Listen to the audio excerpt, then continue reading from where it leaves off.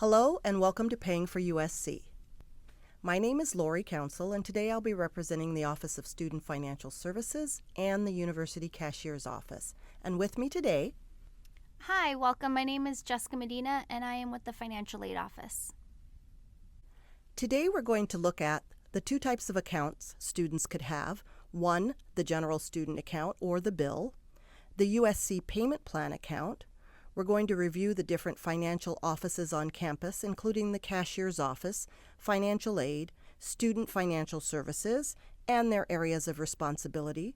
We will look at how to pay your bill, how to receive your financial aid, including loans, and how to receive a refund. So every student has a general student account. It is established when you submit your commitment deposit to the university, and it's identified by your 10-digit USC student ID.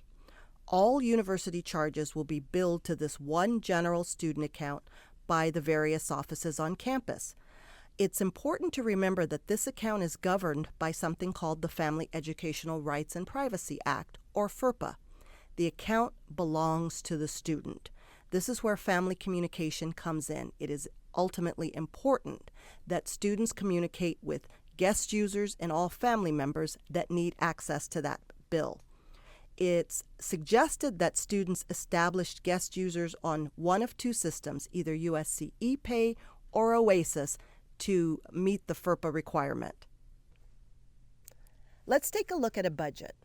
We're going to look at an academic year budget, although it's important to remember that all charges are assessed on a per semester basis. So we'll start with tuition. Tuition here at the university is billed on what we call a flat rate basis. Our current flat rate tuition is $26,724.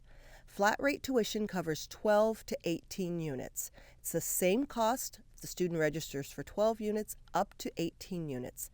Anything above 18 units will be charged at the unit rate.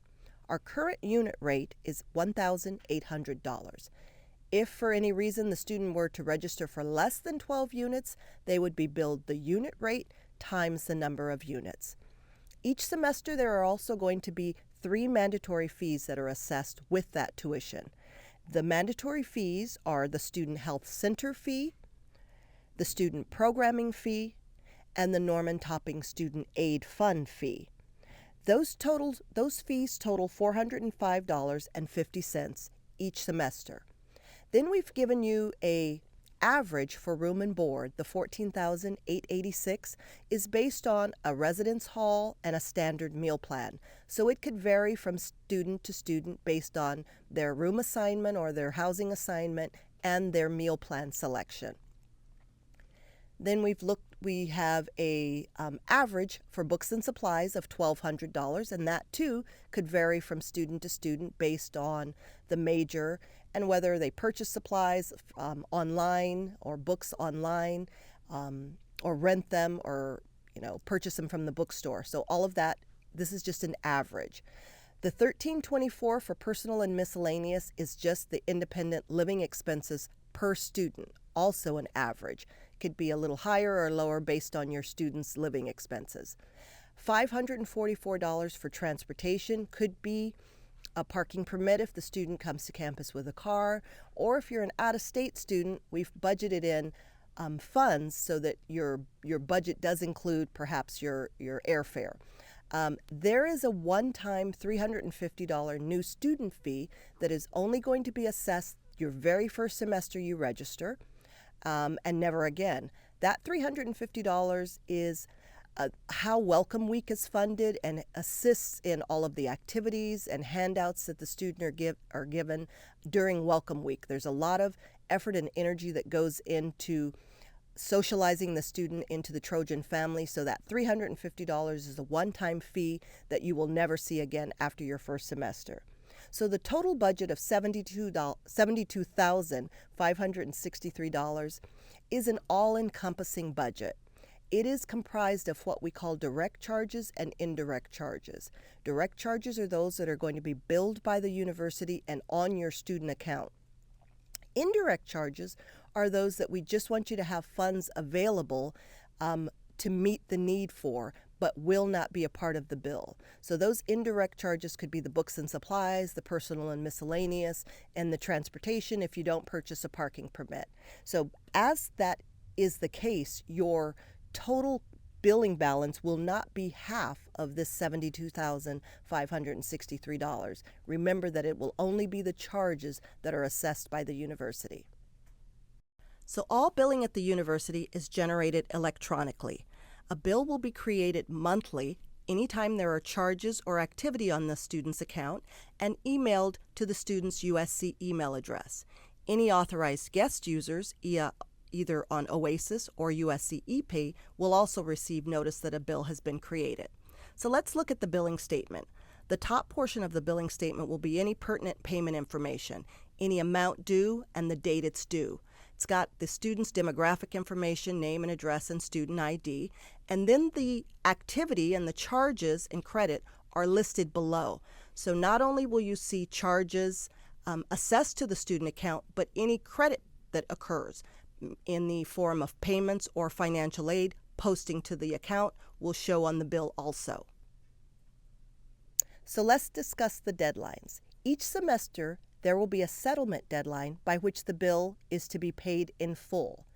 And by paid in full, we mean your portion of the bill. This semester for the fall 2017, that settlement deadline is Friday, August 18th, 2017. We've just given you a heads up for the spring deadline, which will be January 5th, 2018.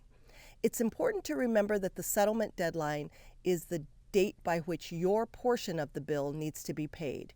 If there is financial aid that's coming in, we'd like you to do the calculation, look at the latest bill, deduct any projected aid, whether it's been deducted or not, and come up with a dollar amount that is your portion of the bill that is to be paid. If that bill isn't paid in full by the deadline, there are some pretty severe late fees that are assessed. There will be a $100 per week late fee assessed beginning at 5 o'clock on August 18th. The late fees will be assessed on August 18th, the 25th, and September 1st. After that, any penalty assessed to the billing balance will be a 1% monthly finance charge. So please remember, put these dates on your calendar. If you're hesitant to remember what the date is, it's always the Friday before classes begin. The bill should be paid in full before the student begins his classes for the semester. So once you've registered for classes and a bill has been issued, or whenever there are charges on your student account, there are 3 ways to make payment. The first is online via USC ePay. You can pay online using a credit card, Visa, MasterCard, or Discover, or with a deduction from a checking or savings account. You can pay in person with a visit to the USC cashier's office in Student Union 106, and there you can pay with cash, check, or credit card also. And you can pay by mail. You would print the online billing statement and mail it with with check or money order to the address indicated on the billing statement. So paying online, you would log in to OASIS to access USC ePay, and you could log in as the student or the guest. Student login is their 10-digit ID. Initially, the first password is their 6-digit date of birth, and then they're prompted to change it immediately. Please remember that on all guest access, students authorize guest users. So the university doesn't maintain guest information. You would have to contact the student for update on guest information. Once you log in to OASIS, you can click on Financial Information and then USC ePay and USC Payment Plan. That will bring you to the USC ePay homepage, where you're able to make an online payment by clicking the top link that says Make Payment.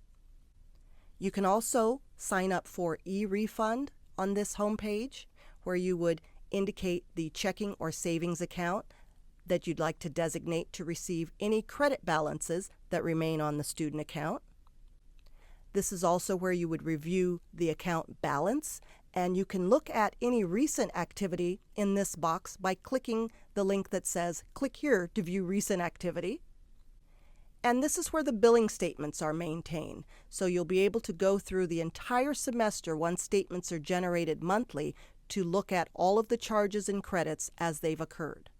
And finally, this is where you will enroll in the USC payment plan, but more on that in just a moment.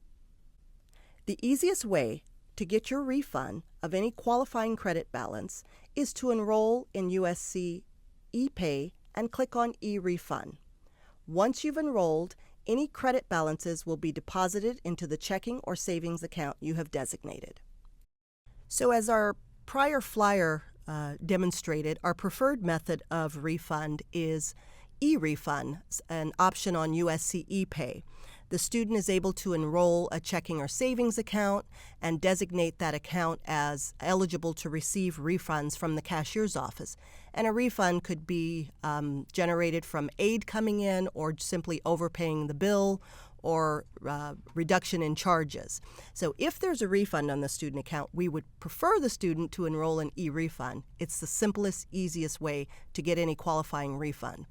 But if any portion of the bill was paid by credit card and a refund is available on the student account, it'll first be credited back to the credit card that was used for payment.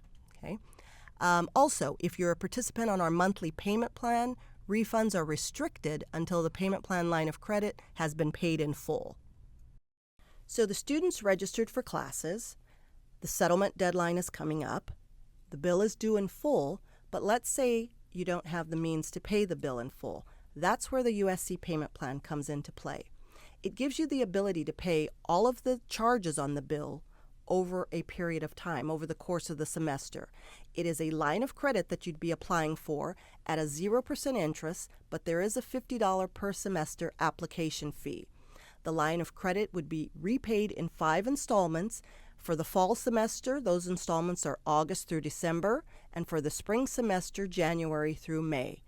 Payments are due on the 3rd of every month after enrollment, and the payments would be automatically deducted from the checking or savings account on the 3rd of the month after enrollment. If you're interested in the payment plan, once again, you would need to have online access to USC ePay via direct access or via Oasis. You log in, select financial information, select USC ePay and USC payment plan. That'll bring you to the USC homepage again. And then you go over to the red box marked USC payment plan and click Enroll in the Fall Plan or the appropriate plan. That will bring you to a screen with just an open field, and that's because you can determine how much you want to put on the payment plan. It's a line of credit that you calculate the cost for. So if it's the entire tuition, whatever figure you type into this field is going to be divided into 5 installments. If there's financial aid coming in, then you do the calculation, deduct the aid from the projected cost, and put the balance in that field. The dollar amount will be divided into 5 installments, the first one due immediately with the $50 application fee, and then it'll give you a schedule for the remaining 4 installments due the 3rd of every month that will be deducted from the same account you've used for payment. Our last option for payment is something called the tuition prepayment plan. And what this plan does is enable you to lock in tuition at the current year's rate and forego any increase over the course of the contract. You have to prepay a minimum of 4 semesters or 2 years, and you can prepay a maximum of 5 years because we have a program that is a 5-year program at the current semester rates times that number of terms. Unfortunately, this plan doesn't really work with our financial aid recipients because the amounts due are fixed at this year's rates and are not adjustable based on aid received. If you're interested in the plan, we have an inquiry form online that you can complete and either fax or email to us. We would generate a contract, get that contract back to you via email, and you could deposit the contract and the funds to the university. If the student were to leave or withdraw for any reason, any unused funds would be refunded to you. This is just a way for you to forego any increase over the course of the student's academic year here. Now let's discuss your financial aid next steps. So for federal and state aid, you don't have to complete anything for those scholarships to actually expense to your account. So for your federal Pell Grant and your federal Cal Grant, as long as we can confirm enrollment, those funds will expense to your account 10 days prior to the first day of class. Now, for USC grants and scholarships, those will expense to your account as soon as we can confirm enrollment. So as soon as you have registered for your classes and we can confirm that you are enrolled in the amount of units that you indicated to us, those will automatically expense to the account. Now, for scholarships from outside agencies, it really just depends on each agency and what information they need from us. Some will need an address, which is located on the slide for you. Some will just need to know who they need to make the check out to, which they would make it out to the University of Southern California. If for any reason the check is sent directly to your house and you need to drop that off at our office, you can walk into John Hubbard Hall, room 325, and hand that check over to us. Please make sure that if it is co-addressed to the university and yourself, that you endorse the back of that check before you submit that check to us. Now let's talk about federal work study. So the most important thing about work study is that you must find a job. We do not place students in work study positions. This is a very proactive process, so the student would have to search for their job. However, we do host a work study fair. Usually during Welcome Week, your student will receive an email informing them of the location and the date of that work study fair. Another thing to keep in mind about work study is that the money is paid directly to the student. So funds are used for personal and miscellaneous expenses. Work study should not be included in the amount that is owed on your ePay account, because for most students that find a work study position, their first paycheck isn't going to be given until probably the second or third week of classes, which, as Lori mentioned earlier, the bill is due the Friday before classes start. If for any reason you miss that work study fair, there are ways to find a job on campus. We usually tell students to visit the Career Center office, look on the Daily Trojan, which is the on-campus newspaper, and just look for postings around campus of employment that you would be interested in working in. If you have been packaged with a federal Perkins loan and you think you may need to use this loan at any time during the academic year, we strongly encourage you to complete your master promissory note before September 30th, 2017. If you miss this deadline, you may not have the opportunity to utilize these funds in the future, since the federal government will discontinue this loan program. If you have a federal Perkins loan listed in your financial aid summary, you should receive an email from Student Financial Services with instructions on what you need to do to sign your master promissory note. Keep in mind that all of this is done online. Repayment period begins 9 months after graduation or when you drop below half-time. The direct loan is a loan offered by the federal government, and the loan is in the student's name, and there is no credit review required. To be eligible for the direct loan, you must be a U.S. citizen or permanent resident of the United States, have submitted a FAFSA, be enrolled at least half-time, be enrolled in the number of units indicated in your financial aid summary, and maintain satisfactory academic progress towards your degree objective.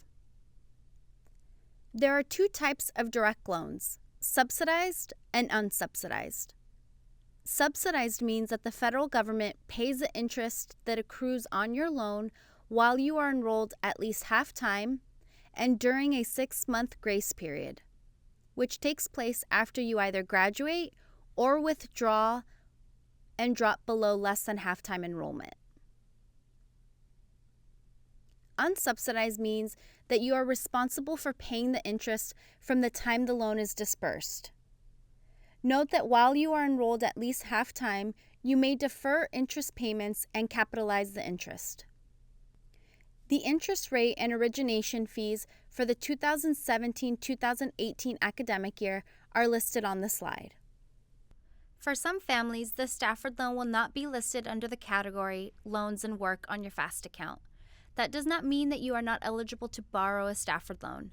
If you scroll to the bottom of your FAST page, you will see a box titled, "How can I cover my estimated net cost?" If you look under Federal Direct Stafford Loan, you should be able to click where it says "Click here," and a separate box will populate displaying your loan eligibility. Although the direct loan is listed on your financial aid summary, you must acknowledge 1, that you would like to borrow the loan, and 2, indicate the amount that you wish to borrow before the funds will disperse to your ePay account. First, the student may submit the direct loan request form found on their USC FAST account. After submitting the request, the student will need to sign a master promissory note, which is located at studentloans.gov. In addition, first-time borrowers must complete both the online entrance counseling at studentloans.gov in addition to attending an in-person loan counseling seminar on campus during Welcome Week. We recommend that students borrow only what is needed. Also, students with subsidized direct loans will need to request the maximum of the subsidized before any unsubsidized loan can be processed. Now that we have discussed how need-based grants are applied to your student billing account and how students can take advantage of the work study and loans included in their financial aid summary, let's go over some key points about managing and financing the family contribution. In order to assist you with determining the amount of the family contribution for the semester charges, you can access a helpful tool called the Undergraduate Planning Worksheet. It is located in your USC FAST account. The worksheet provides you with step-by-step instructions on how to determine your university billing account balance for each semester in the academic year. In addition, the Federal Loan Calculator will help you determine how much of your loan eligibility you should borrow and how those amounts will affect your billing balance. After you export your planning worksheet, the first step will be to input the USC charges and credits. You will find the estimated cost of attendance listed by semester in your financial aid summary. Be sure to click between fall and spring semesters to view the cost associated with each semester. In addition, please note that the USC health insurance costs are listed below the line item titled Credits. If you will be requesting a waiver, there is no need to include this as a charge. In Step 2 of the planning worksheet, your financial aid, such as need-based federal and state grants and/or university grants, and any university need-based merit scholarships will auto-populate from your USC financial aid summary. Step 3 of the planning worksheet is the Federal Loan Calculator, which contains your loan eligibility from your financial aid summary. You can estimate how much of your loan eligibility you will need to borrow in order to cover your remaining costs. The Financial Aid Office advises borrowing only what you need, as loan funds may accrue interest and must be repaid back. And lastly, Step 4 of the planning worksheet displays your estimated USC charges and credits minus any financial aid you are receiving. The loan amounts you entered in the Federal Loan Calculator portion will also populate on this section of the form. At the bottom, you will see either the amount due, which is your remaining cost, or if your financial aid and your federal loans exceeded your USC charges and credits, you will see an amount which will be refunded to use for other expenses. As Lori mentioned, we encourage you to set up e-refund in order to have this process go through as smooth as possible. After you have determined your remaining cost by using the planning worksheet, we suggest that you consider 3 important factors when deciding how to finance your student semester charges and expenses. First, keep in mind our billing statement due dates, which were mentioned by Lori early on in the presentation, and those are August 18th for the fall semester and January 5th for the spring semester. These are important because you want to make sure that you are avoiding any late fees and finance charges that can be assessed to the account. Secondly, consider taking advantage of the USC 5-month payment plan. You can set this up per semester, and as Lori mentioned, there is a small fee to get this set up per semester, but you're able to spread the payments across each semester. And third, determine how much your family needs to finance over the long term by requesting either a Parent Plus loan or a private loan. Note that the Financial Aid Office recommends that your families maximize the federal loan eligibility over using private loans due to fixed versus variable interest rates and more favorable federal loan repayment options. Let's briefly discuss your loan options for the remaining costs you may have for the fall and spring semesters. The PLUS loan is for a parent of an undergraduate student.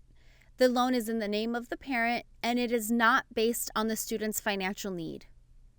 Keep in mind that when submitting your application, you will want to indicate the amount you wish to borrow for the full academic year. When applying for the loan, the direct loan servicer will perform a credit check to ensure that the parent meets the federally established credit criteria. Keep in mind that there is no minimum FICO score requirement and there is no income to debt ratio. Parents who do not meet the credit criteria can apply with an endorser, also known as a cosigner, who does meet the credit criteria. A few other eligibility requirements are that the parent and student must be U.S. citizens or eligible non-citizens. In addition, the parent must be either the biological or adoptive parent, or also the step-parent are eligible to apply for the loan.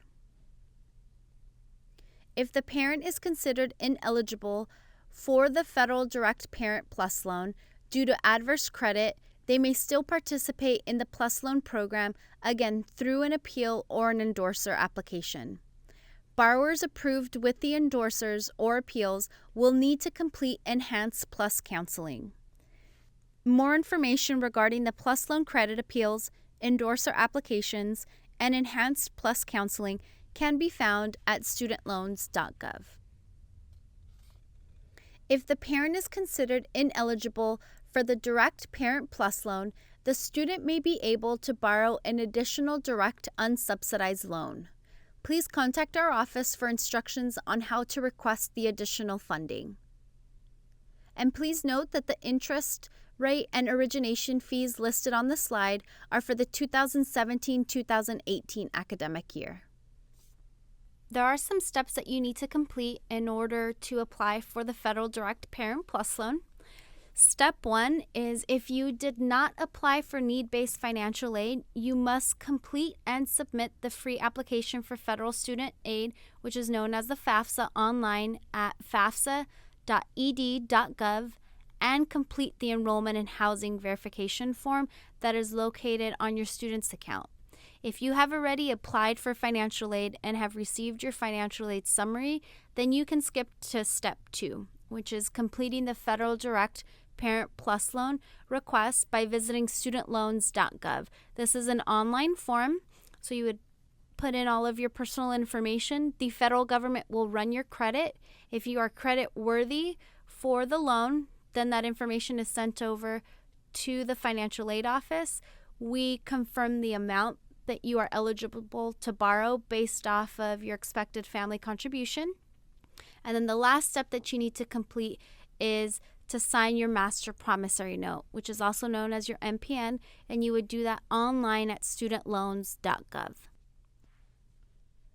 A brief reminder, students must reapply for financial aid every academic year. Students, please make sure to pay close attention to financial aid office email notifications and check your USC FAST account regularly. We typically post our upcoming academic year deadlines sometime in the fall semester, so you're able to check our deadlines on our website at any point. And also be advised that a late application can adversely impact your financial aid for the upcoming academic year. So a last couple of things I want to go over with you are something that is available on the USC ePay homepage, and that is the authorization to apply Title IV funds to all charges. It is a required authorization if you're a recipient of any of the Title IV funds listed there. They include the Pell Grant, the SEOG, the PLUS loan, the Perkins loan, Stafford loans, or direct loans. So please remember that to receive these, the student is required to complete this authorization. You can do it at any time. You do not have to wait for an email from the cashier's office, but if it isn't completed, you will receive an email from the cashier's office prompting you to complete that. Lastly, the tuition refund insurance, which is sort of a medical withdrawal insurance. Each semester the student registers for classes. You have until the third week of class to drop your classes for any reason and be refunded the tuition in full. If after the third week of class the student needed to withdraw for any reason, you would still be liable for the cost of the tuition for that semester. So for around $90 per semester, you could protect your investment in the tuition payment by accepting the tuition refund insurance. Each semester the student registers, they will be asked to accept or decline this. If they don't answer the question, it will default to them accepting it. So it'll be automatically assessed to their student account, and they'll have that 3-week window to change their mind at any time. So please discuss this with your parents, and parents, please discuss this with your students to let them know whether or not it should be accepted or declined. So your next steps after viewing this: establish guest users on both USC ePay and/or Oasis. Remember to begin the applications needed for your loans, begin the Stafford loan application process, begin the Parent Plus loan application process. Once a statement has been created after your student registers for classes, log on to the USC ePay homepage, review all those charges. You can start the calculation by deducting that projected aid, even though it hasn't applied yet, from the charges. Remember, don't deduct work study if the student has been awarded work study. Check the USC email for all billing notices and note the dates, the due dates for them. Determine and select your payment option. What are you going to do? Are you going to pay in full? Or are you going to enroll in the payment plan? If you're going to enroll in the payment plan, we will have a date that it will be open and you can enroll, select the payment plan. And remember to keep up and check USC ePay monthly for any new activity so you don't incur any late fees or finance charges. Thank you so much for joining the both of us today. If you have any further questions, feel free to reach out to our corresponding offices. Our contact information is listed on the slide. And with that, we are so excited that you are joining the Trojan family, and we hope to see you in the fall. Fight on!